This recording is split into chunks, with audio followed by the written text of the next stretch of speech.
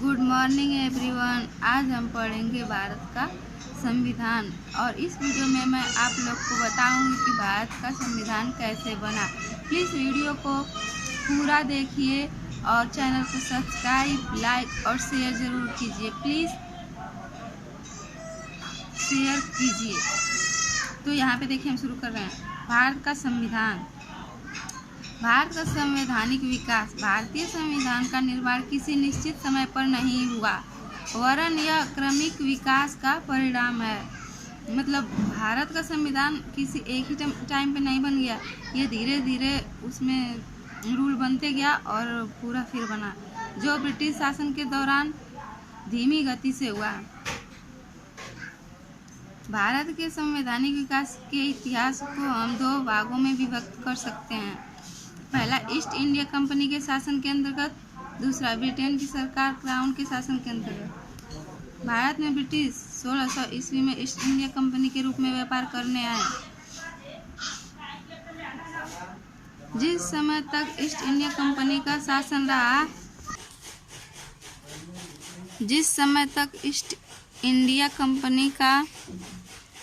रहा, ब्रिटेन की संसद विभिन्न अवसरों पर अनेक कानून अथवा आदेश पत्र जारी करके कंपनी के शासन पर नियंत्रण रखती रही।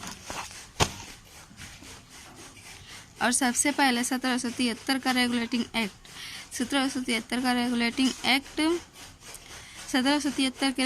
एक्ट का भारत से संवैधानिक विकास में महत्वपूर्ण स्थान है। तत्कालीन ब्रिटिश प्रधानमंत्री लॉर्ड नॉर्थ द्वारा गठित गुप्त समिति की सिफारिश पर 1773 ईस्वी में पारित एक्ट को रेगुलेटिंग एक्ट की 1773 संज्ञा दी गई। इस अधिनियम के द्वारा बंगाल के गवर्नर को गवर्नर जनरल कहा जाने लगा तथा इसकी सहायता के लिए एक 4 सदस्यीय कार्यकारी परिषद का गठन किया गया। ऐसे पहले governor general Lord Warren Hasting थे। इसके द्वारा मद्रास एवं मुंबई के गवर्नर बंगाल के गवर्नर जनरल के अधीन हो गए। इससे पहले सभी प्रेसिडेंसियों के गवर्नर एक दूसरे से अलग थे। फिर यहाँ पे देखिए, इस अधिनियम के अंतर्गत कलकत्ता में 1774 ईस्वी में एक उच्चतम न्यायालय की स्थापना की गई। अर्थात 1773 रेगुलेटिंग एक्ट के ही तहत 1774 ईस्वी में उच्चतम न्यायालय की स्थापना की गई थी, जिसमें एक मुख्य न्यायाधीश और 3 अन्य न्यायाधीश थे। सर एलिजा इम्पे इस उच्च न्यायालय के प्रमुख मुख्य न्यायाधीश थे। Pitt's India act 1784। इस एक्ट के माध्यम से कंपनी के व्यापारिक एवं राजनीतिक क्रियाकलापों को अलग अलग कर दिया गया। व्यापारिक क्रियाकलापों को कंपनी के निदेशक के हाथों में पहले की तरह रखते हुए राजनीतिक क्रियाकलापों के नियंत्रण हेतु इंग्लैंड में एक 6 सदस्यीय नियंत्रण मंडल की स्थापना की गई। इन सदस्यों की नियुक्ति और पदच्युति का अधिकार सम्राट को सौंपा गया।